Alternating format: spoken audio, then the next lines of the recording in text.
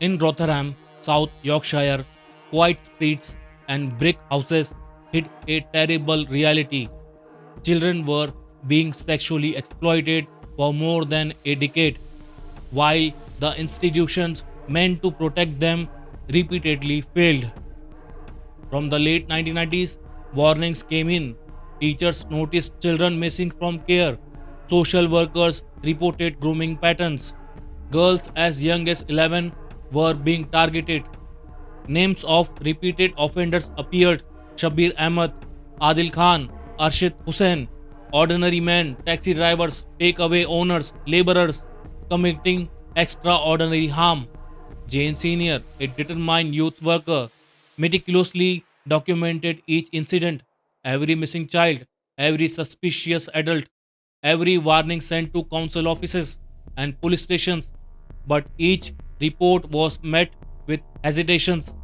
Notes were taken, meetings were delayed, and actions remained minimal.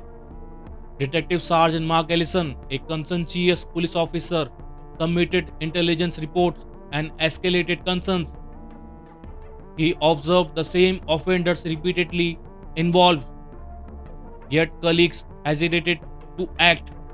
Fear of political backlash and accusations of racial profiling froze decision making at multiple levels. Sean Wright, then Director of Children's Services, prioritized the Council's reputations over child protection, while evidence mounted decisive action was repeatedly postponed. The system designed to safeguard children failed them. By 2025, patterns were undeniable. Multiple girls reported abuse by the same man, yet senior staff avoided direct confrontation. Reports were softened, intelligence was archived uninvestigated, risk assessments failed to reflect the reality, predators operated with impunity. Repeated warnings in 2008 from care homes identified multiple offenders. Social workers and police provided detailed evidence. Still, investigations were delayed. Predators remained free. The abuse continued. Institutional inertia and fear dominated every decision. Cultural and political considerations compounded the failure.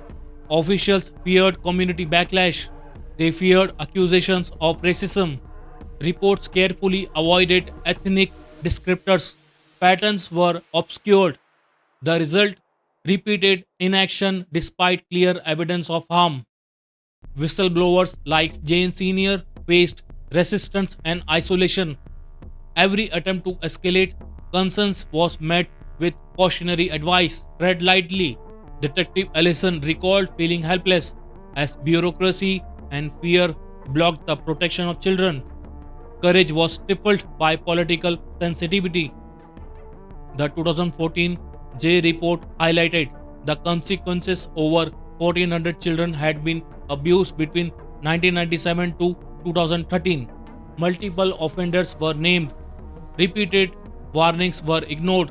Leadership failed. Sean Wright resigned, but criminal accountability was limited. The system's failure were structural and repeated. The consequences were devastating. Victims grew up knowing that the adults who should have intervened did not report. Meetings and memos documented what happened, but action was absent. Institutional failure was not a single mistake, it was a series of repeated avoidable decisions. Rotherham was not an isolated case. Similar failure appeared in Rochdale, Huddersfield, and elsewhere. The lesson is stark. Institutions can fail when fear, bureaucracy, or political calculation outweigh duty of care.